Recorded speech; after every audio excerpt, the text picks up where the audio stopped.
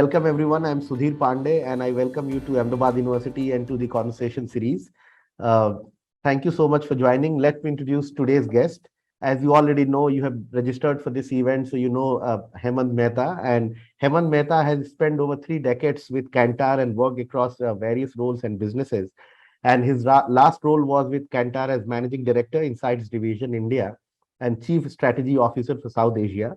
He spearheaded large-scale continuous behavioral measurements, such as consumer purchase panels and audience measurement systems in India and in the South Asian region. His focus has always been to understand the evolving consumer behavior and media consumption habits. Currently, he is active in angel investing and supports entrepreneurs in digital consumer services.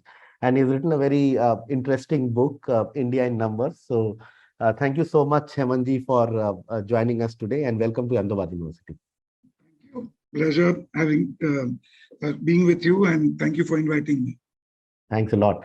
The person who will be in conversation today is Professor Ravi Miglani. He also has more than 3 decades of experience in the field of marketing research and consumer insights, and he has also worked across the domains including consumer behavior, customer engagement, and research-based marketing consulting. He has worked across several countries in the Middle East, North Africa, Southeast Asia before returning to India and joining Ahmedabad University. And almost all the student and everybody at Conversation Series webinar knows him very well. So there is nothing more to say. So thank you so much, sir, for doing this conversation.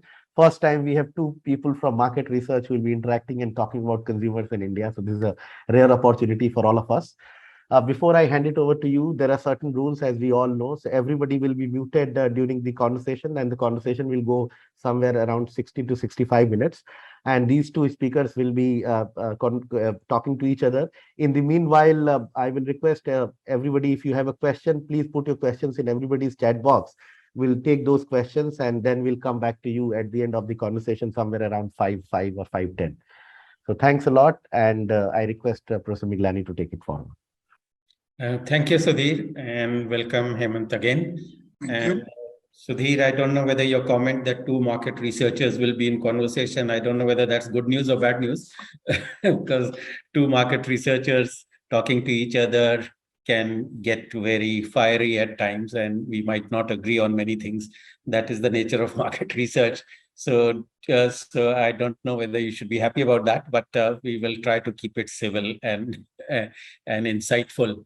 So being market researchers, and Hemant, as you heard in the introduction, has gone beyond market research to look at India through its numbers, and we will, through the conversation, occasionally be referring to the book that Sudhir mentioned, which we mentioned in the advertisement for this webinar. So that book is called India in Numbers. It's a book that looks like this, and we'll be referring to parts of the book and see what kind of insights we can draw from the data mentioned in the book. So we will largely be talking about data, but data obviously is just the raw material. So we will talk about how researchers and other insights professionals take data and then work with it and move up the value chain, so to say, because the collection, analysis, interpretation, meaning of data is where the fun lies, because data is just a commodity. Sometimes we like to compare it with, say, crude oil. When crude oil comes out of oil wells, it is useless. It is dirty. It cannot be used to run the machinery of the world, but it does run the machinery of the world after it has been refined and distributed and put in a form in which cars and other equipment can use it. So we have so much data in the world today, and in this day of social media, we produce more data every minute than used to be produced in months and years in the old days. So we're producing huge amounts of data. But having huge amounts of data, that doesn't mean that we become smarter people, because unless we do this refining and polishing and working with the data to get stories out of data, get value out of the data, get insights which help you to take action based on the data, then data is just a raw material and we can't do much with it. So with that, we are hoping today that our conversation with Hemant will reveal how insights professionals work with this dirty raw material, which is masses of data, and make it into a shiny insight, or what we sometimes in the profession call the aha moment. Where does the aha moment come? How do we work with mountains of data and find a nugget in it that says, this is what I need to do as a marketing person. So that's what we are hoping to get out of this, Hemant. So to start us on that journey, can you tell us a little more about what do market researchers do? What does the profession do, and how does the profession work with data to come out with these insights and stories? Okay, so Ravi, you've been a part of the discipline or the business of market research. So the way we typically go about is you have a client, and client has a problem. It could be a marketing problem, it could be a business problem, it could be a problem of any kind. And your starting point really becomes, and that's the most critical part in my mind, is really to zero in, decode the problem that the client has. You might typically get a brief saying that, Hemant, South mein ye product nahi chalta. Now, how do you define that it's not working? Is it sales? Is it relative? Is it any particular part of the region? So how well you define and arrive at, to use a very fancy phrase, what is the central question that you're trying to understand or decode is really the starting point. And everything else flows from there. So once I know what the issue is or the issues are that my client wants answers to, then I start looking at it from several lenses, which would address those, help me understand those issues better. And from there, you take on saying that, okay, who do I need to speak to? How many of them? Where all do I need to speak to them? And design the tools. It could be a qualitative research, it could be quantitative research. And today's day and age, it's a combination of all kinds of things that we do. There is, as you rightly said, there's so much data which is already available. You start looking at saying that, okay, what is already available? What else do I need to do? Or do I really, at times you don't even know whether you want to collect additional data. So you look at what is available, what is missing, go out, collect it. And that becomes really the raw material. And that's where the magic starts happening. Once you've got the data, you really go back to the starting point and say, hey, what are my hypotheses about the issues that I'm addressing? And it is where really the curiosity, the creativity, and of the individual, the researcher comes in. How many angles can I look at the same issue or the same data again and again? It's very easy when you work with data that certain things are a given, like Sudhir's question about what's very important for an Indian consumer. Is it the planet first, or is it affordability? It was a no-brainer. Everyone knows that we love value, right? So you will get those kind of answers in most of your studies. But where does the aha moment come? The aha moment actually starts coming when you peel below that surface. Who are the people who have not responded to affordability? Are there a particular kind of people? Are there a particular kind of consumers? Are they from a particular region? And that's where you start actually understanding what differentiates a certain set of people reacting in a certain way from the overall mass. The beauty, more often than not, lies in those micro segments. In today's world, if you ask me, social media, every brand would have a social listening tool, right? Either they have it in-house, they have it through their agency. But actually the best use that you can do is, from a forward-looking perspective, is the long tail. I can give you examples of how very cleverly broadcasters use social data. So if, say, I'm a gender entertainment channel, right? And I have to produce, say, X number of shows, say daily soaps.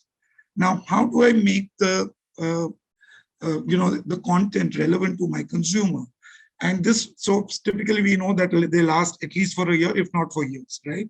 And it's all, if I have to produce 5 episodes a week, and I can't afford to have more than two weeks content in hand. So it gives me an opportunity to create content. And that's where they start using the social media data and the long tail to see what are the trends or, which are emerging.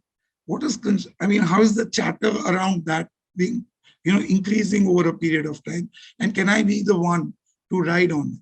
So I'm just giving this as an example of saying, how do you find value or the aha moment from the masses of data that you have? Yeah, and that's where probably one of the biggest differences or changes that have happened in the market research or data and insights industry. As you would recall, when you and I were in the early stages of our careers a few decades ago, the starting point of any inquiry used to be write a questionnaire, make 1,000 photocopies of it, go out on the street and talk to 1,000 people, and then come back and put that data into Excel sheets and start making sense of it. And now very often you don't need to do that because consumers are voluntarily sharing their data on social media and various channels. So very often, as you rightly said, we don't need to jump to, let's go collect data, because probably most of the data is already sitting somewhere and it just needs to be found and mined and polished rather than collected.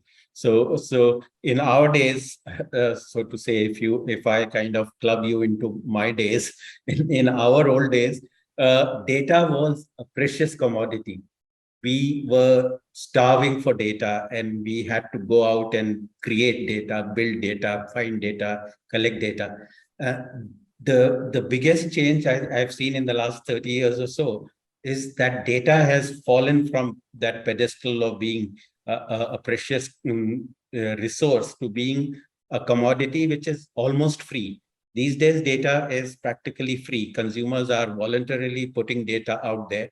And even if it's not free and I have to go out and collect it, the cost of collection has gone down with online surveys and so on. I don't need to send 100 people with questionnaires in hand door to door very often. So with all of that, with data becoming so abundant and so cheap and free, what is a market researcher supposed to do? Because our lives in these old days, half of my life was spent in collecting and analyzing data.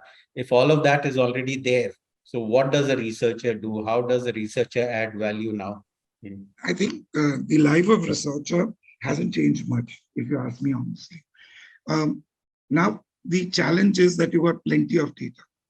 And to make, so there's earlier we used to have masses, an army of people who were going out and collecting the data. In many cases today, you don't need that, but you have the data scientists, because I'm getting data from so many sources. The first step is, how do I harmonize it? How do I patch it? How do I make it talk, right? That's one aspect. So there's a new, what would I say, a new form of analysts who have come into the business. But again, I wouldn't say that, I would still say that 80-85% of the projects still need a fresh round of data collection. It happens all the time. Let's keep that aside. But the fact is that the challenge and the fun, both for the researcher, like what you and I were as client service or the research people, it's the interpretation. Because suddenly you are seeing the same consumer from so many angles. It's like a kaleidoscope, right? So I'll give you an example. In the good old days, when we wanted to establish affluence, we would typically ask household income, personal income. We went to the social class, SEC or NCCS. Today, I can actually start deriving multiple ways the kind of affluence the consumer has. I'll give you an example. Say I can start making out from your cell phone, which model of cell phone you have. How old is it? So are you one of those who is upgrading? Are you in the 20 to 40,000 range phone? Um, how much data are you using? Are you on prepaid or postpaid? If you are on postpaid, already start getting a different profile of you, you know. So these are very passive signals which tell me about the consumer, right? And there are several angles. I mean, from your Instagram account, or say from your LinkedIn post, you know, what are the things which matter to you? Are you one of those who likes to talk? Are you one of those who likes to, post about your pets? You know, I'm understanding so much more. But all this, when you are looking at it, you know, you're moving from a finite number of 1,000 or a 2,000 sample size to now in millions, right? And that's really the fun part of it. And that's also the challenging part of the business. So the more the information, more curious you are, the better answers you will find. But the task for the researcher has actually become far more challenging. And I personally think it actually makes it far more interesting and worthwhile, because you are looking at the problem or the issue from so many angles, and you're likely to find something which, you know, you would have perhaps missed out if you were just going by these standard set of questions that you asked. Yeah, that is so true. Because we used to collect data largely through questionnaires, we got a very kind of 2D picture of the human being on the other side of the questionnaire. Because we couldn't kind of keep the person for hours, we had like a 20-30 minute window to question him or her. And so questionnaires were very focused and went straight into the product category. So why do you drink Coca-Cola and not Pepsi? And because it tastes better. And how often do you drink Pepsi and or Coca-Cola, and what do you like about it, dislike about it? We don't get a 3D human being picture. We get their cola drinking habits at best, or their claimed cola drinking habits, and reasons for drinking what they drink. But we don't know, as you said, if we pick up data from their natural habitat, like social media, we know more than just their age and gender and income, which we used to collect in the old days. We know what else do they do? What kind of lifestyle do they have? Do they have pets? How often do they eat out? Where do they eat out? What kind of clothes do they like to buy? And so on, which is probably isn't directly relevant to whether they drink Coke or Pepsi, but it creates a portrait of that human being. And then as marketing or advertising people, you can connect better with that person, because you know the whole person. You don't just know why they drink Coke or Pepsi. Is that that you would agree with that? That's what. Absolutely, absolutely. And one other change which has happened in all this is that in our time, initially, I'm saying 20 years back, Ravi, clients were very resistant to part with the data that they have. Today, the clients are very happy to share the data. A lot of, and I'm talking more from the CPG or FMCG perspective. Today, a lot of customer data is available with the clients because they are running their digital campaigns. They've got their online stores. So they have that data. And so they're sharing the data with you to say that, listen, can you help me enrich the data that I have? And that's the new fun part of it. So you're getting data from various data owners, or telecom company, transaction company, and all kinds of things, app users. I can get people who are, say, maps. Where do people travel? I can use satellite data. I can use shopping data and all kinds of data. But the downside of the access to the data is consumer has now become a profile. What I mean by that is that because of privacy reasons and confidential reasons, Today, when I'm doing data enrichment, what am I saying? I'm saying that, I want this, these are the characteristics of consumers that I'm after. And then I go into other data sets and look for those. And I keep on building layers and layers on that. And kind of, from a 5-point, I become, say, 50-point profile there. So yes, we're getting that. And that really is the most exciting part about it. So that's one big change. The other change, Ravi, is that we used to spend, we were very rigid and very wedded to statistical significance, right? Because we were working with smaller samples. But now suddenly, because you've got so much data coming in, I think the rigor is that much more, which is automatically coming in. So the concern that one had, I mean, I've been beaten up several times by, in client meetings and by clients or people who are not, when the results in particular are not to what they wanted, to say, पर ये तो तुम्हारा हेमंत है तो कितने लोग से आपने बात किया? You spoke to 500 people, 1,000 people. Maybe you went to 80 people. I think those challenges or issues are also being taken care of because you're getting lots and lots and lots of data. It's in thousands, if not in lakhs and millions, Yeah, exactly.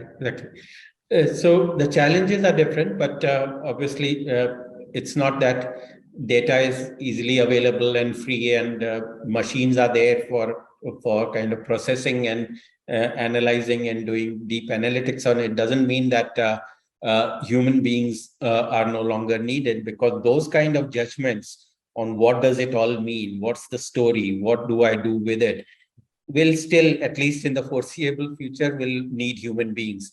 Machines are taking over most of that value chain, from data collection to processing to analysis to visualization and so on.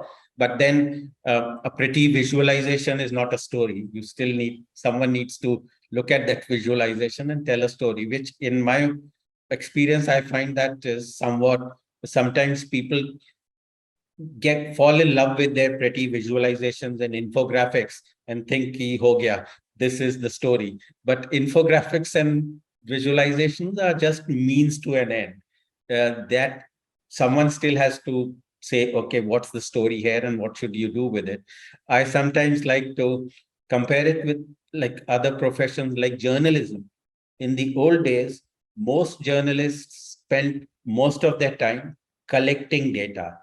कि यहाँ accident हो गया, air crash and a crime has happened here and flooding had happened there, and they rush and go and take pictures and collect data. That's their data on the site, the crash site and the flood site and crime site and police report. And journalists used to sit outside police station waiting for stories to come out from the police station and so on. Most of that has been taken over either by machines or by consumers. So when a flood happens, there's so much pictures of the flood on social media that a journalist doesn't need to go there and take their own pictures. The pictures are already there. The journalists are needed to tell the story, why it happened, what could have been done to avoid such a situation. Was it the government's fault? Were the local authorities prepared for it? Why not? What lessons to be learned? So journalists are now telling stories, not reporting that a flood has happened. A flood has happened, the world knows it within minutes before a journalist can even get there or write a story. So the world wants journalists to tell that why and the so what behind it.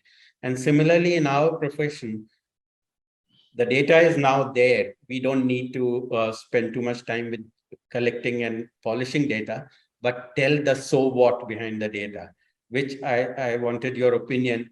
You think the profession is doing enough to tell the so what, or are we still showing pretty dashboards and pie charts and saying 20% people believe this and 30% believe that?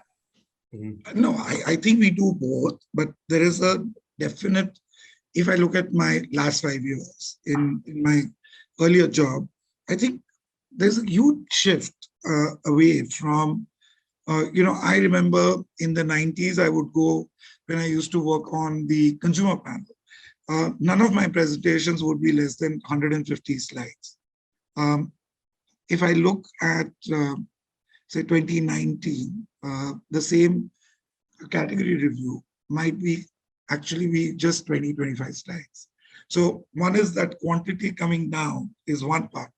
But I think what's happened, and I think what's really pushed all of us as research professionals is the downside of information overload is the lack of attention, right? You got to attract, you got to engage the recipient of that information. Finally, who's going to use it? So therefore, identifying the story, as you said, the right number, not bothering about saying, I need to show, while the story lies in a particular demographic, let's assume women 18 to 24-year-old in lower income groups. What earlier I used to do was I would show other women from upper income, middle income in the same demographic. Today, I pick up that one number and actually I build a story around. So there's a huge premium. I wouldn't be exaggerating when I say there's a huge premium on telling the story. Visualization, yes, is important, no doubt about it, because in the attention deficient world, you want to communicate very quickly. Your presentation would last, most of the presentations would be 45 minutes. And then you have time to, debate, way forward, questions, etc. And you want to engage and hold them with you. So it's visualization helps you, but it's the story which is the most critical. I'm just going to go back to my book. I have a random set of information. And there are various ways in which I could have done, one of the easiest way would have been to say that, okay, what are the broad themes? Is it about, say, demography? Is it about economy? Is it about affluence, etc.? Actually, I decided against it after, doing it. And I said, it sounds virtually like a report, but it's not engaging. It's not fun. I wanted people to experience the data, live the data, transport themselves and or make a comment saying, nay, this looks like bullshit. How can, one of the things about saying that, okay, 30% of porn viewers in India are women. And it gets a debate going, even if you're with someone. That was the idea. So I think coming back to the question, more often than not, what I've seen in the last few years is that there is storytelling, and there's a very a deep focus on therefore what.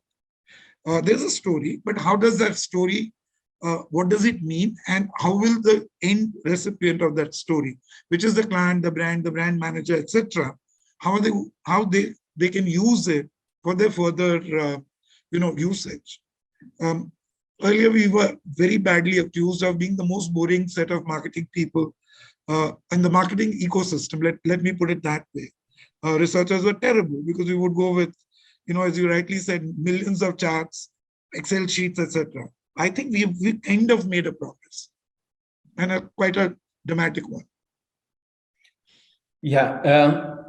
So while data is abundant and means of harnessing the data and polishing the data are now easily available, and therefore more insights professionals' time or the researchers' time is now available to draw these stories out of the data. One pitfall that I see as now an outsider to the universe, to the industry, is that there's a tendency to cherry pick and pick bits of data that follow the story that you want to tell and force fit data to tell a story that you have already decided to tell. So leading to misleading conclusions by just picking up data that supports your story and ignoring the data that doesn't. which is something that happens in many professions which work with data. Like I was earlier talking about journalism. Uh, if you or your channel or your newspaper has an agenda, you'll pick up stories that fit the agenda and you suppress stories that don't fit the agenda. So misuse of data to tell the story that the client wants to hear. Do you have any anecdotes or examples where that happened, and how do you guard against that? I think, Ravi, there are you know some guardrails which are inbuilt. Okay, let's assume that, say, you are my client and you want me to tell you a certain story, right? Um, don't forget that there is a lot of history around the brand, around the business, around the topic that you are talking about. So I might choose to pick, but when you have so much data, you always end up cherry picking. But it is. I haven't come across too many cases where where you find that people have kind of, there's an agenda to address, and therefore you. But my experience has been that you somehow get caught. You might get away with one project or one assignment, but if you are working with the same business and the same brand on an ongoing basis, it comes to bite you. So there are checks and balances that are there. Secondly, it is also, I think, one of the key things for insights as a business and as a profession is ethics. The most critical thing that, if you ask me, always has been how ethical we are as people. We prided ourselves and we continue priding ourselves. Because, if we were, and I would really be upset with a client who wants me to come and tell a story, then he doesn't need me. Because our role as insights and the market research has always been to be the impartial third party, the bridge between the business and the end consumer, and to carry the news from the consumer to the business. And if you as a sponsor or as a client are actually trying to corrupt that, then I think the larger fault lies with the client and less with the insights. But I'm saying we've always had the ethics committees in the industry bodies. I can't recall of very many cases about this kind of thing. I wouldn't say very many. I can't recall of maybe one or two in the last few years that I was there in the business. So I feel very proud, and I feel that, as an industry, as a profession, we've managed to hold on to our ethical grounds. We've not compromised on that. Despite, yes, the world has changed. There are times, one of the things that clients also have told us again and again is that, time has become of great essence to me. I want the information as fast as possible. And that's where one change has happened, is that earlier we would say, I would do 100% back checks. I would, verify the data. I'll double punch the data to say that there are no errors. Today, clients are saying, even if you give me 70, 75% right, I'm good, because I want to take decisions. So that is one change which has happened. But I don't, on ethical grounds, I don't see too many issues there. The other thing that is, yes, yeah, I would agree with that. I was being, to some extent, a devil's advocate to get that response from you, but I haven't seen that either. But very often, as the saying goes, don't ascribe to malice what can be attributed to incompetence. So it may not be malice or deliberate misuse of data, but incompetent use of data, which we see not just in the market research profession, but in media, for example. They pick one data and make a whole news story out of it, completely out of context. And it's just that a lot of journalists, like a lot of junior researchers, but a lot of journalists are not data journalists. This whole profession of data journalists is very new. They are now journalists who are trained data scientists and who can get to the real truth behind the data. But a lot of journalists just pick one piece of from a big complicated report, pick one or two pieces and make a sensational story out of it. And I'm not just talking about market research, but as a data professional, how does one move forward from a situation where media just makes random stories out of picking numbers out of context? So the good news of the world that we live in is that each one of us is a reporter. Each one of us is a journalist. Each one of us is a content creator. So the good news is that if I am, say, a bad apple in the, say, journalism, there are 100 people against, who will have a diametrically opposite point of view and who will expose me. I think that, it's kind of a natural checks and balances which are coming in. Yes, if I'm on say, I'm on a television channel, the kind of eyeballs that I will get, I might not get the same as an individual. But the good news is that there are 100 like me who will go after that. So there is a, as a society, I think what is really, what's interesting for me is that from being a very passive, citizens, suddenly we seem to have found a voice. It might not be, say, running out in the street and protesting, but I have a point of view which I will sign a petition, I will post something, I will circulate it. I mean, there are, I'll give you one example. I don't know whether you've seen this. This happened 2-3 days back. Founder and CEO of one of the men's product, beauty products company made a post on LinkedIn about how in your early stages of your career, you need to be only focused on working, even if it means working 18 hours a day. And even on LinkedIn, it was a post on LinkedIn. It got picked up. It got carried in mainstream journal, the newspapers. And look at the pressure. The gentleman quit LinkedIn the next day and apologized. He not only paid by moving out, but his parents got, were targeted, attacked, said, what kind of a son have you got, etc. Is a slave driver. So I'm saying that the system today has got, inbuilt checks and balances to a certain extent, where the narrative, I can't lead the narrative that I want.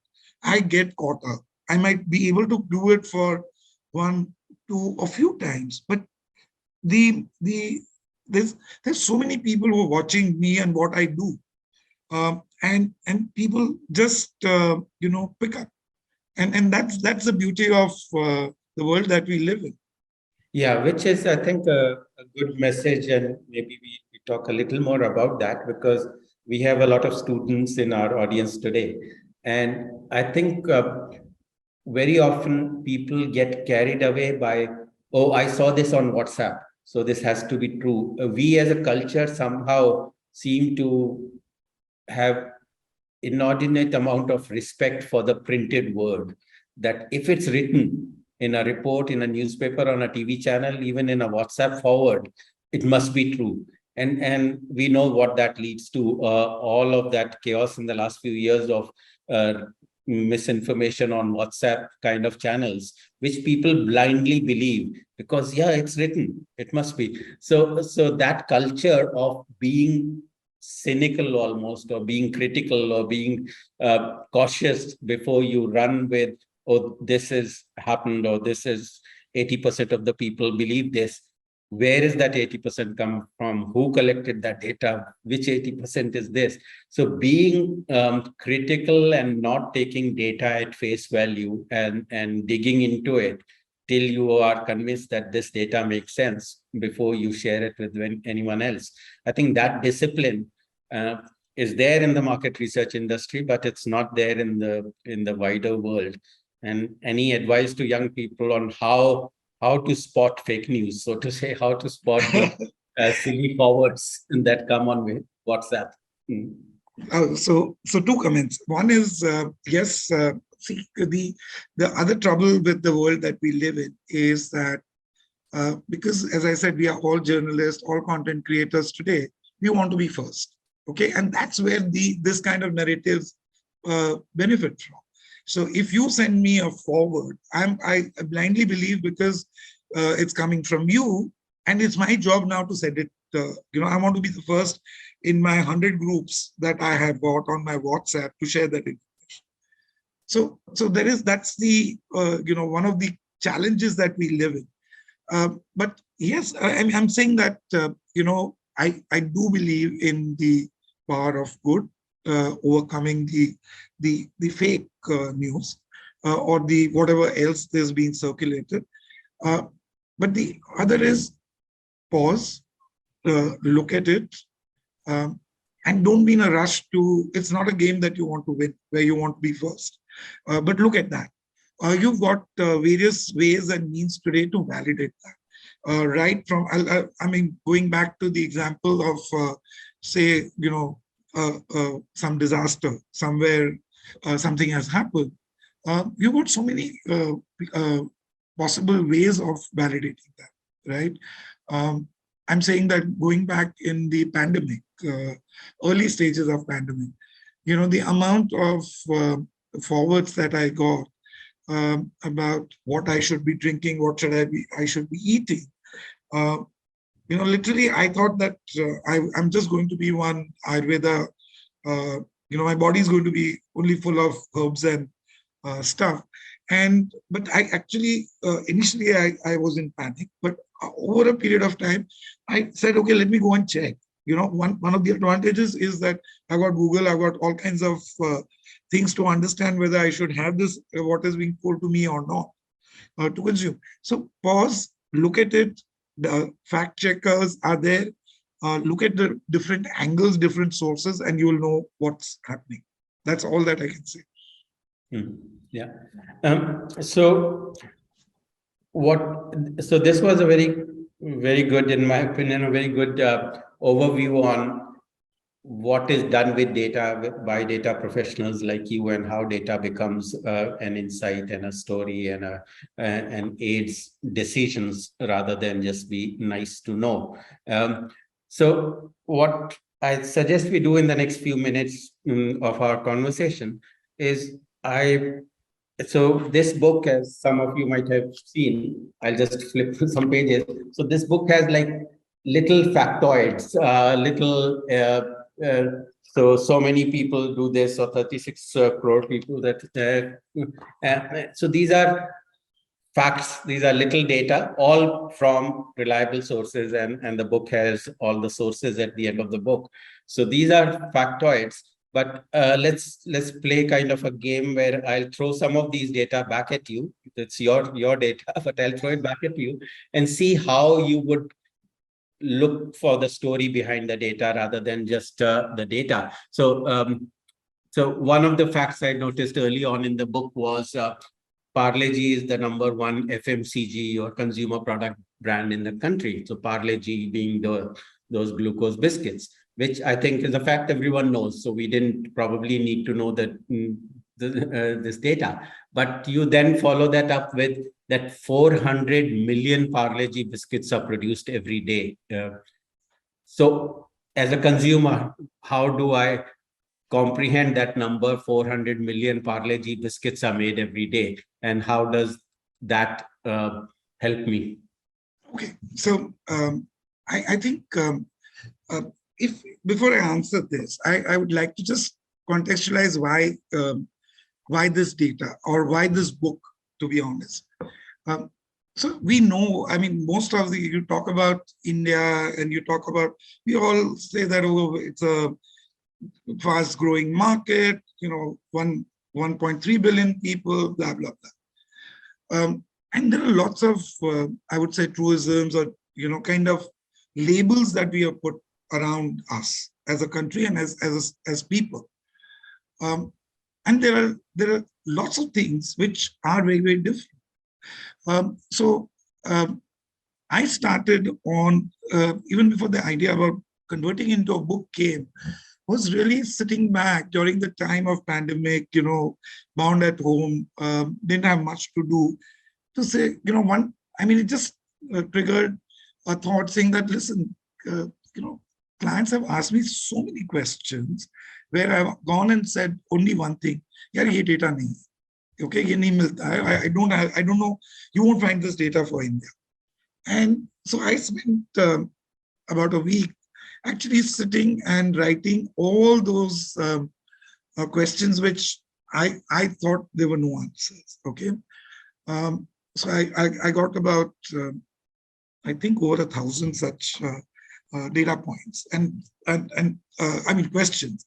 So, and it turned into kind of a brainstorming with friends and colleagues to say, अच्छा ये नहीं मिलेगा तो और क्या कर सकते हैं? What other data would you like to have, and so on and so forth. And that really, actually, when I heard people talk about the kind of things that they wanted and questioning them, why you want that, that's really where the story started coming out. And saying that, I'm not looking at example of Parle G as to, it's a nice to know information that it's the #1 FMCG brand, but I want to know why is it? I want to understand, and can I use it as a surrogate for something? And that's really the idea behind the book. So coming back to your question, why Parle G? Why is it #1 brand? It's not because of 4 million biscuits being produced every day. But there's another aspect to it, is if you look at the number of people who consume it, number of people who buy it, okay? And you do, in my KANTAR days, we used to work out what we used to call as the brand footprint. And Parle G's footprint used to be in billions, okay? And how do we measure that? How many households are buying and how often do they buy? And what does it tell you? It's a product which is truly Indian. It cuts across every region. There is no regional bias. There is no income differentiation, no caste, no creed. So it's one of that. The other thing which was very interesting for me, I went back and started, looking at, over a period of time, how has it evolved? And what you found was the consistency. There was one consistent thing, which was the taste. It has never, they've never, thank God for that, they've never tried to do a cherry coke, if I may use that very cheekily, but they've never done that. The only thing which has changed was from Parle glucose, it became Parle G. But what really, when you actually start analyzing, one is it's secular, one it is truly Indian. The other interesting bit as marketing students, if you see, is besides the flavor, they have stuck on so religiously to the price point. They've never moved. A 2 rupee, a 5 rupee pack has always been that. But what they've done, interestingly, which we don't know, as most of us as consumers don't know, is they've actually played around with the weight. The size of the biscuit or cookie has changed. In fact, if you ask me, it's a great example of what's happening in the US now, and what everyone fears there is that the shrinkflation in an inflationary time, they're saying that, just to keep the products pricing at the same levels and not increase, manufacturers will start reducing the food. We have ourselves as a country gone through that. I can give you an example. When I was growing up, or even I'm saying that when I started working, I always heard my mother saying that 1 kilo tel lena, khane ka tel lena. I don't know when it happened and how it happened, but today, except for the being a Gujarati, I know that we get that 15.5 kilo ka tins of oil. But as an average, someone living in Mumbai, I only get liters. Now, why am I saying this? Is that a kilo of oil is now become 1 liter. Now, 1 liter is actually 810 grams. I don't know how many of us know. Now, why is this important? Because it does two things. It tells that somewhere our consumption levels have gone down or remain flat. So what I used to buying 1 kilo, I'm now making good with 810 grams, right? Uh, I don't know whether it's health. We often like to say it's because of health. Actually, it's driven actually by, in my mind, majorly by business, by marketing, which has dropped the pack size, right? So that's how I've chosen some of the stories behind this is really that. Why, what do they represent? You know, the fact and how you can use it as a surrogate for something else.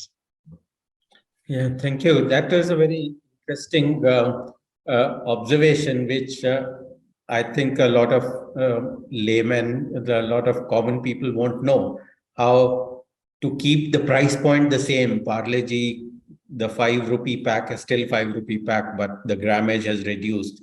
And which, if it happens slowly over a few years, you don't notice. If they had one fine day reduced it by 25% in the grammage, people would notice. But if you reduce a couple of few grams every year over a few years, you don't notice. And the oil example of selling it by liter rather than by kilo, and therefore selling you less amount of oil and charging the same price.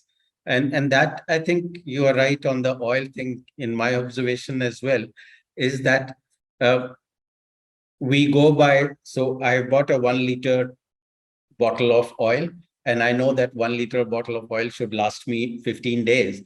It 1 kilo used to last me 15 days. Now I make 1 liter last a 15 days because I'm used to a bottle lasting a 15 days. I don't weigh it every time I use it, and therefore you can get away with these kinds of decisions. So would that, as again coming back to the ethics of it, how do we justify that? Would you say it is ethical that a brand drops its weight and keeping the price the same? Is that an ethical way to market? Well, as long as they tell you, there's nothing wrong in my mind. To say that I'm sticking to the 5 rupee pack and I'm telling you, giving you less grams. The the interesting bit is, and that's the tussle in my mind, is that consumers are so wedded to the price point. And the example that you gave of saying that, you know, the bottle of oil has to last for that whole month, I'll make it stretch, right? It's the same struggle which the brand has. Brand is saying that I can't afford to move from 5 rupees to 6 rupees, because it's not just the consumer who's going to push back, it's the trade also which is going to push back, because the coinage, the change to be given, etc. I mean, there are several issues linked to that. So my point is that if you are, I mean, today most of the brands, and I would say 70-80% of the brands are very transparent about the packaging, what it is. In fact, on on e-commerce now, it is even gone beyond, where, you know, on Amazon, for instance, it will tell you that this is a 300 rupee pack and it translates into 100 rupees for 100 grams, and therefore I can mentally say, you know, it's 1,000 rupees a kilo, right? So I think I think it is as long as you're informing, you might not scream from rooftops. Nobody wants to do that. Perhaps brand doesn't want to do that, but brands are saying, you know, they are, because the consumer is so wedded to that price point. I don't have a choice as a business but to say that I will have to drop. I mean, chips as a category, if you see over a period of time, the one packet of that chips, which was whatever, 10 rupees, 20 rupees, the number of chips has actually gone down, and the hydrogen in the pack has only gone up. And we all know, but we still don't want to say that, okay, I'll go buy a packet of chips, where I can say that I want to have a kilo, because my consumption, and somewhere we always say that, okay, I'll rationalize my consumption. Yeah. So some of the most interesting things I found in your book is how simple data can help to bust myths. And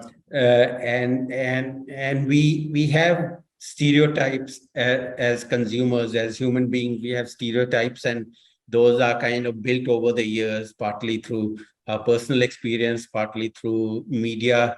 And for example, just to pick up on one of my favorite bits of information, the stereotype that most people have, and so I am a Punjabi by birth, and the stereotype is that Punjabis are always eating chicken, that chicken tikka and butter chicken and all that, because the restaurant business and the media have made a big deal out of how Punjabi it is to eat tandoori chicken and chicken tikka.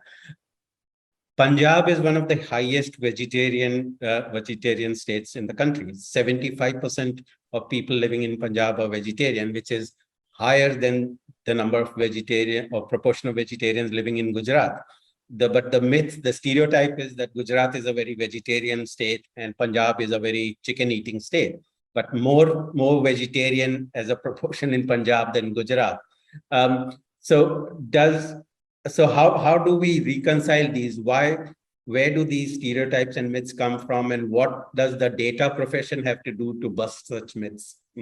I think the stereotypes to a very large extent are, and specifically in this example, if you ask me, it's a lot to do with two.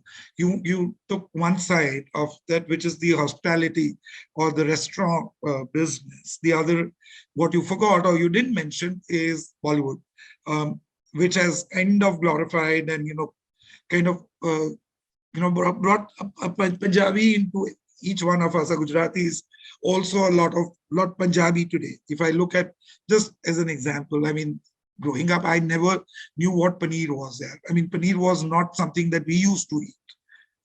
It's just when I went out to study, etc., that's when I started. I got a taste of paneer. But today, paneer is extremely an important and a basic part. I don't think any Gujarati today thinks twice about paneer. So it's normal. It's there in all our weddings, in all whatever preparations that we do. But it is actually a supplant, right? It has come into the thing. And that's really what is happening with the stereotypes. A lot of them, they're moving, they creep in so, so many traditions from Punjab or North have gone into South. So for instance, I give you example of paneer. The other is the wedding ceremonies, the sangeets and, all that, which are not happening in some parts or some communities, they have gone. And actually, if you look at the data in point that you're talking about, it's actually very logical. Punjab is the third highest number of vegetarians, proportion-wise, in the country. Rajasthan being first, Haryana being second, and then comes Punjab, and then fifth or sixth is Gujarat, actually.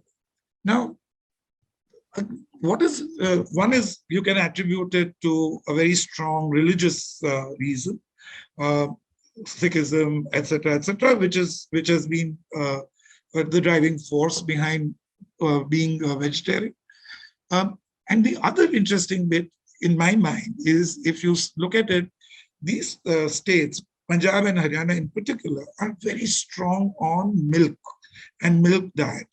And there's a very very strong belief, I don't know whether right or wrong, that milk protein and meat protein don't go hand in hand. A lot of times you find people who eat or serve meat at home will not serve milk or milk products on the same meal. So there are things around this which drive the behavior. There are opportunities that you can use. If you knew this fact about 75% of Punjab is vegetarian, if you are in a food and beverage business, you've got several new opportunities there to build your offer. And I mean, those are the points that I would like people to look at it. Go look at, yes, there's data piece, which is 75%, but how can you use it very creatively in your decision making, whichever kind that you, but it should be helpful. Yes, yeah. So which is, as I was earlier referring to in the earlier part of the conversation, of data being pulled out of context, one number being pulled out of context. But as you're saying, like 75% of people in Punjab are vegetarian is data out of context. How do I put context around it? Why is it in so much conflict with the stereotype? Where did the stereotype come from? So if I'm a marketer of food products, how do I approach a market like Punjab? And how does the fact that 75% of my consumers will be vegetarian, how do I use that in my marketing and brand story and so on? So then it becomes a full story, not picking one number out of the hat. One or two last ones. I think we are running out of time. One piece of data that jumped out at me, which illustrated how averages can be so misleading. One piece of data there is in your book that 120 million Domino's pizzas are sold in India every year. Now, you can pick that number and run with it and saying the whole country is eating Domino's pizzas. But the whole country is not eating Domino's pizza, because 120 million sounds like a large number. But there's another piece of data in another part of your book, which says only 15 million Indians, which is like 1.5 crore Indians, which is like 1% of the population, eats at least one Domino's pizza in a year. So it's that 1% of Indians who are eating a lot of Domino's. 99% of Indians have never eaten a Domino's. But if you just make a newspaper headline saying 120 million Domino's pizzas are sold in India every year, it looks like the whole country is addicted to Domino's pizzas. So how do you, again, avoid drawing such misleading conclusions? I think I would do exactly what you did, which is to say, even if it's 120 million, I'm saying that when we are 1.4 billion, we know Domino's is not in the rural as of now. So I will zero it down to say, okay, 450 million Indians in urban India. I would contextualize that to say, saal bhar mein 120 hi khate. So 120 divided by 450 is the first thing I would do. So I'm making two things here important, that contextualize to the right geography where the business is, see therefore what is happening. But the other thing that I would do is I would actually use this, for me, why it was important to go, why I chose it to go into the book really was that what it just from two perspectives. One is if you ask me, pizza as a format is very similar to what we traditionally have eaten, which is flat bread, uske par sabji dal do, kuch bhi dal do. And that's how we eat. And here is a Italian or whichever, wherever it's come from, that version of that same base of chapati or, and on which you have toppings. So I question why only 120 and why not more? That's an opportunity. Second thing, it tells me it's so similar format, therefore more and more Indianized toppings will be the ones which will drive the, if I want to design that, I would want to do that. Third data point is, despite everything, while the global average of cheese consumption is about 20 kilos per person, we are at 200 grams. If you take urban India, it's 700 grams. So it just gives you a lot of thought if you correlate 2-3 facts to say, where are the opportunities? What does it tell me about the consumers? I'm not even getting into the other story, which is, and I know, and, which is well established, that as the economy starts improving and growing, GDP grows, your fast food is the first thing that consumers go for. The people start moving away from vegetarian to non-vegetarian. And then you come to a stage where you're very evolved as a society, and then again you go into veganism and, whichever way the plant-based kind of comes in. That's the other point that Sudhir's, survey had, saying that is vegetarianism linked to being affluent? It is very much, at least in our context, if you look at it. So I'm saying, look at the data, look at what it means, and then, get the context around it. Perfect. Okay, so I'll close with one last gem of a fact from your book, and then we'll let the audience ask you questions, and we can continue the discussion through those questions. Last gem of information, which completely baffled me. 48% of the world's whiskey is sold in India. That's like half of world's whiskey is sold in India. Again, I live in Ahmedabad, so there's no whiskey drinkers around me, obviously. So maybe partly because of that, I was surprised.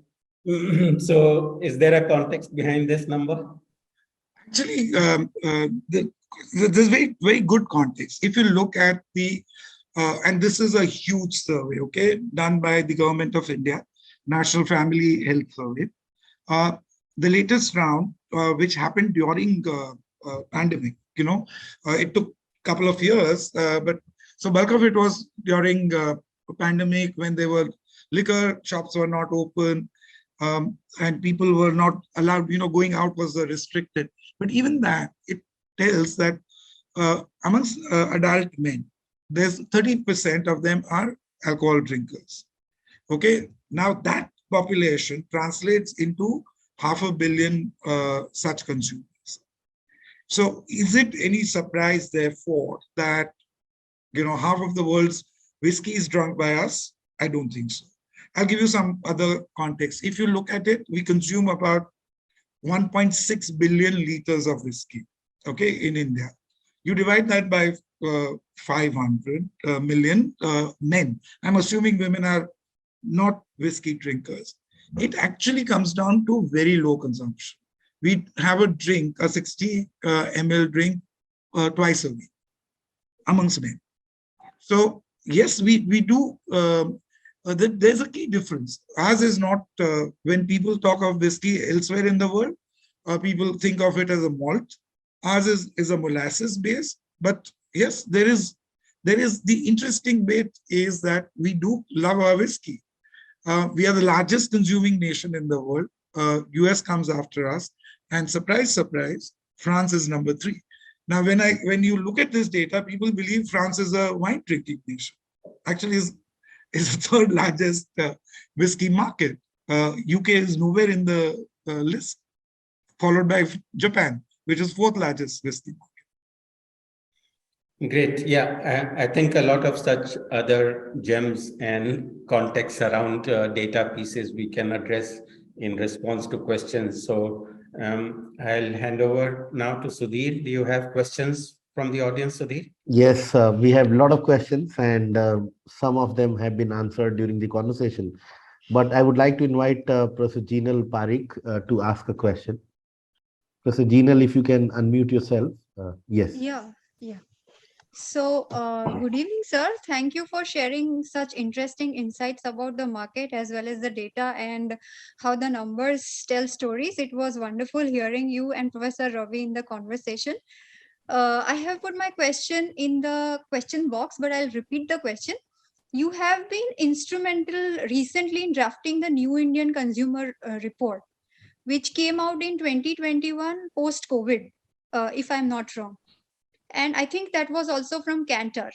So I was just interested in knowing as to what are some key takeaways and insights with regards to the shifts in the consumers' mindsets, attitudes, and beliefs that you have been able to find out through this report vis-a-vis the ones where the consumers used to be leading a normal life pre-COVID. So I think there have been a lot of shifts. So if you can throw some lights as to how the consumer behavior has changed post-COVID, Sure. it would be great. So thank you, Professor Parikh. I think it's a very interesting question. Some of it is very, very obvious changes that one had expected that we had seen. So for instance, health became paramount, right?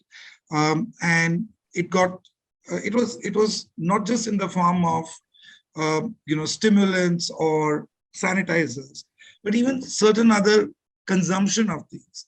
I'll give you one example. For instance, the consumption of eggs during pandemic actually went up because of that, the protein that you need to have, and that it helps you fortify yourself, etc. And that trend is continuing, right? I think we became far more, one very interesting change for me was, is that, for if I look at the work that I've done over, say, last 20 years, one was saying that, yes, as Indians, family is my cocoon. Family is where I go back to. It's my safety zone. But before pandemic, we were seeing that there was some amount of, it was getting a little loose. People were saying, I want to be myself. I want time for myself. You heard even women say that, I'm going to, this is my time. Abhi aap don't bother me about the rest of the house. I think pandemic changed that dramatically. It actually reinforced the value, reinforced the bond, strengthened the bonds that the family had. Third thing is, I think a lot of it, actually, the whole nuclearization of families that one was seeing, I think it's gone for a toss. And for two reasons. One is not just because I suddenly realized that being with my mother or my parents is very important, but I think it's also the situation on, say, from learning or from working perspective, when it became evident to me as a individual that I could do it from anywhere, and the institutions are going to support me, it just became so much easier for me to work from anywhere or learn from anywhere. Secondly, the economic reason, because it's so much cheaper being at home rather than me renting out or buying a place or having a separate. So these are other things. What has really changed is which was a short-term thing which happened was that the whole idea of working out, meditating. I think somewhere we did it during that severe phases of the pandemic, and that has kind of gone. So the health orientation has gone down quite a bit, is what I see happening. So these are some of the things that one has seen. But to me, the most interesting is this whole going back to the family and that becoming an even stronger unit or bonding than before, I think is the biggest one that I'm seeing. Thank you very much. You're welcome. Yeah, I can see Mohit Gupta, our CDC director, would like to ask a question.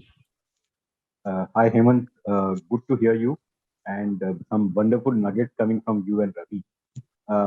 Now, I mean, as we have been talking in the past also, there are a lot of listeners here who are marketing students or who want to see themselves making a career in marketing. But you will agree that somehow sales and research is losing a flavor in the market or with the kids. So what are the 2-3 things that you would recommend for the young students listening to us today for a successful career in the space of marketing? You yourself having spent almost entire life in the research and marketing. So I don't have the credentials to really give advice, but I'll just tell Mohit that believe you me, the one thing that I would always, I mean as part of the business schools or anywhere today, why is it that we all undergo internships, most of the summer internships or winter internships? What do they end up? It is to understand the market, understand the consumer.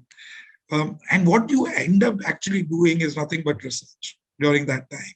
You might do some formal, some informal, but so if you want really to make a career, whichever kind, I'm saying in a broad ecosystem of marketing or marketing services, or whichever way you want to label it, have a stint in research, in some, any, I'm not saying market research, it could be work with an analytics company, work with an advertising agency, work with a media agency, where you understand you get an opportunity to really understand the consumer, understand how they behave, how they react, and those learnings, and then you move into whatever, you want to get into, product management, get into it. Some of the systems which of the past, which have always, I do believe were done with a very good reason and still continue doing. So I remember when I was passing out of MBA, joining Unilever or Hindustan Lever in those days was the dream job. But the the scary part was that you had to work the markets. You had to go and work in Itawa or wherever they had the farm. But I think that system was so good, because you actually understood not just saying this is Lux and you go out and sell, but you understood how Lux was made. You understood how Lux reached the consumer, which was through the trade. How the trade worked. How do I speak to the Lalaji there and say, Sir ji, ek aur box kharid lo, because that's how I was delivering the numbers. The business was delivering the numbers.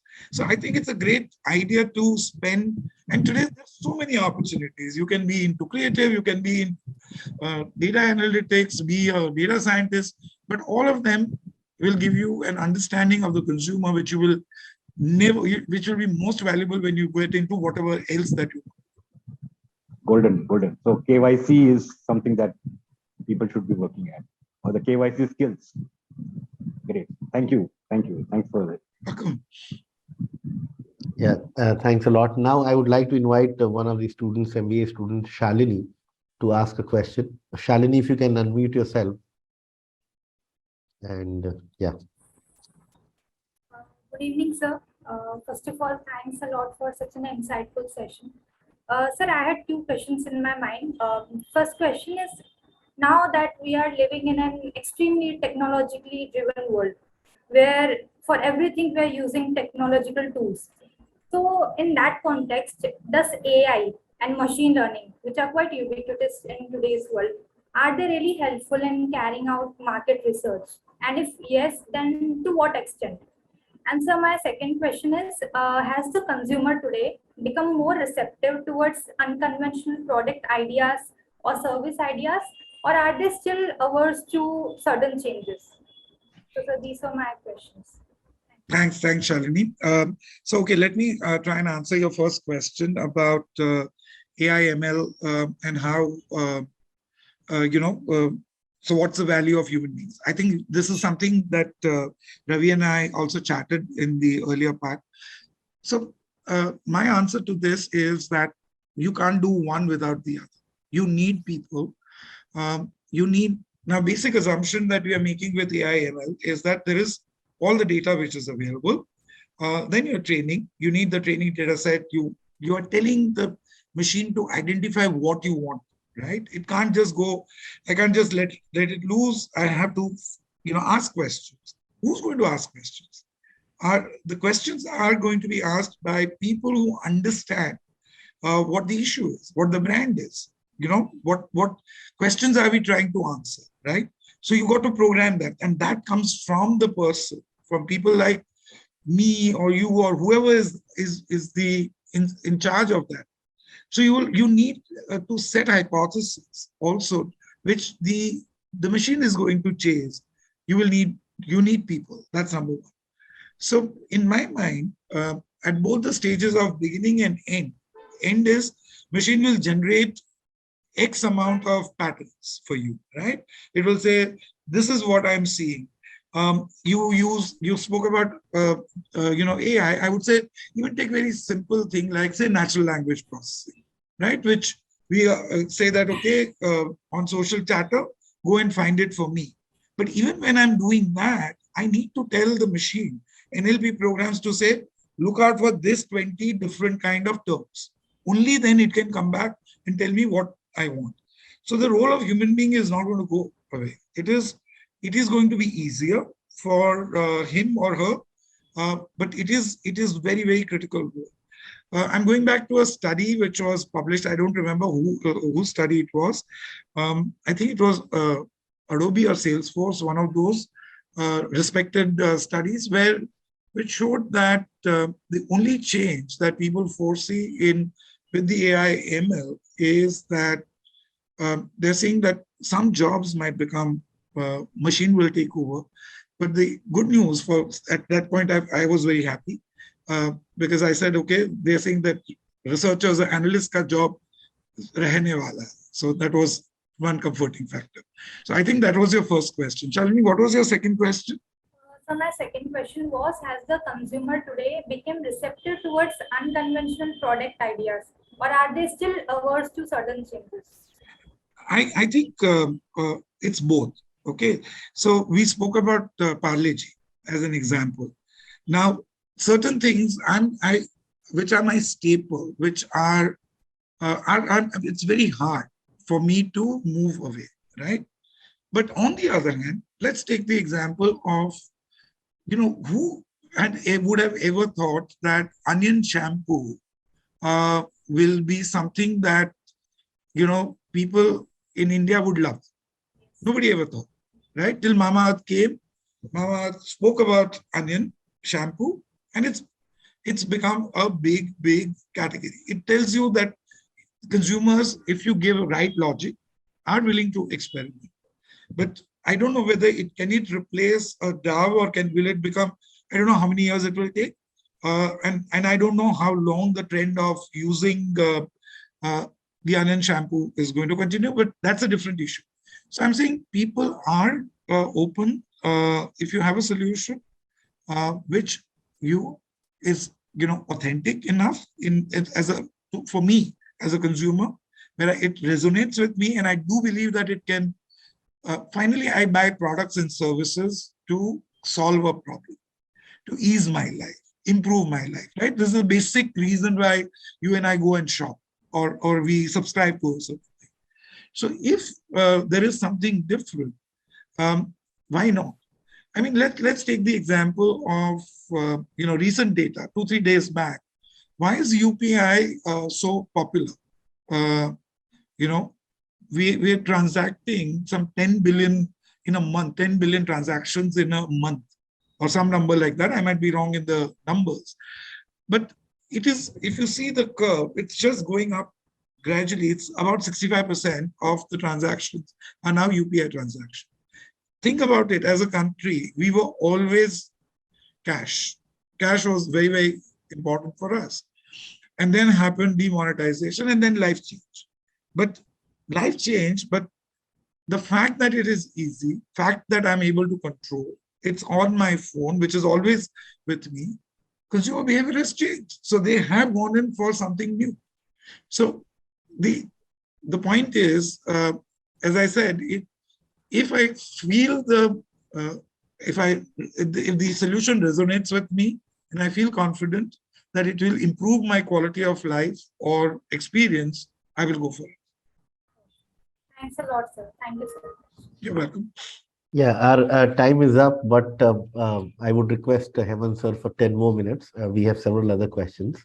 So Sure. we booked you for 5:30, but I think it will go up to 5:45 or something, or 5:40. So it will not take more than 10 minutes.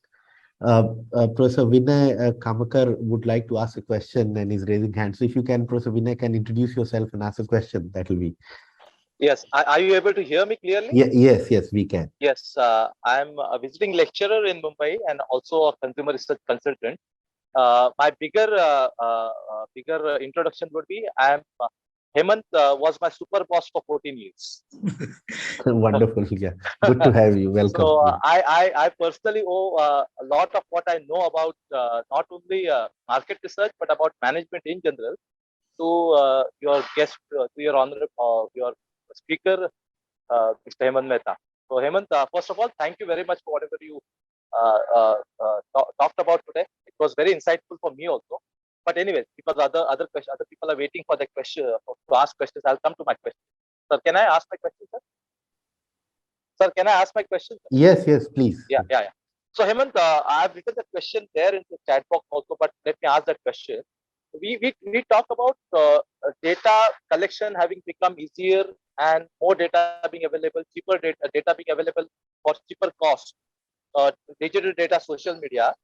But we also know that there are two things about it. One, a part of that data can be from fake respondents, one. And secondly, it may not be, and generally that's the problem we face, it may not be sufficiently representative. And we have really no way to verify the representativeness of that sample that we take data from. So my questions are two. One, uh, it's his offline data collection that is collected with representative sampling, with some basic questions like gender, age, education, and all that. Is offline data like that still not important? So one question, and still not sufficiently important, not only important, but not sufficiently important. One question. And second data, should businesses, the ultimate users of any data analysis or insight, should businesses not be careful while basing their decisions on data analysis done with social media stroke digital data? So these are my two questions. Thank you very much for your time. Thank you very much for allowing me to ask questions, sir. Thank you. Thanks, Vinay. So, number one, the first question about offline data collection, I certainly, that there are two parts to it. One is, by no means one is saying that, knock, knock, right hand rule, all that is immaterial. When we talk about, or what Ravi and I was speaking about earlier, was that there is so much other data where we are not asking questions. We are scraping or taking the permission from the respondents and using what they are posting, what they are, their life, that data. There is behavioral data coming from, say, telecom or finance or whatever. So the behavior data is available. But the challenge is, if you ask me about primary research, doing offline and online, I think challenges are similar. In the offline world, we always worry about saying, while I have asked this person to go to a certain part of the city, has the fieldwork happened there? I do checks and balances. But where digital data helps us, primary digital data collection helps us, is to circumvent some of the problems. Say, for instance, I don't get access to upmarket consumers. I don't get access to gated communities. I am not able to reach out to men who are working or students who are studying. So this is where some of those challenges get addressed. But yes, I do, if I go offline, I don't get these guys. I go online, my chances improve. So that's number one. So I don't think, I personally don't believe that if somebody says that, there will be no role for primary data collection, I would say, I don't think so, but I'd love to be proved wrong. So that's one. The second point about should the businesses base their decisions on, analysis of social media? Why not? Because if you are looking at masses, okay, just to give you an example, say a typical Facebook has about 400 million consumers in India. Facebook gives you 2% of those consumers' data in your social listening, right? So 2% is still 8 million, right? Twitter has got 23 million and gives you all. So I'm saying when you start aggregating that data, it's huge, right? But you also need to be cognizant of that. If, say, for instance, I'm a product which is addressing housewives of, say, middle income, low and middle income, I will never want to do only social data. Reason, because they are not on social media. Even if they are on social media, they have private profiles. They are active on Facebook, but because of whatever reasons, you will never get that access. Very few of them will be open, who will keep their profiles open, and therefore the data comes in your social listening. So I wouldn't do that. So I have to exercise. I have to be aware of what the constraints are. If I'm, what kind of DG that I'm talking about, which geographies I'm looking at. So those decisions, those basics have to be taken, and then you decide whether this is the right way of building. But otherwise, the strength is in numbers. You're getting representation from wherever you are able to slice and dice the data. You can do micro data. I can look at, certain zip codes if I want to understand. I can go down that level. Yeah, thank you, thank you. You are, like always, you have been most insightful again. Thank you. Thank you, Vinay. Now, last couple of questions. So I would like to invite Shweta, MBA student, to ask the question. Shweta, if you can unmute yourself. Yes, sir. Good evening, sir. So my question is, what is your opinion regarding the Indian consumers? Like, what according to you is a key factor in driving their opinions? Good evening, Shweta. Can you just elaborate driving their opinions of what? Like driving the mindset, as we had a poll in just beginning of the meeting, we had 3 polls. So what according to you is the key factor in driving those mindset of the Indian consumers?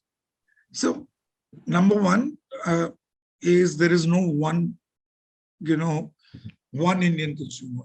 There are many, many, many Indias within India.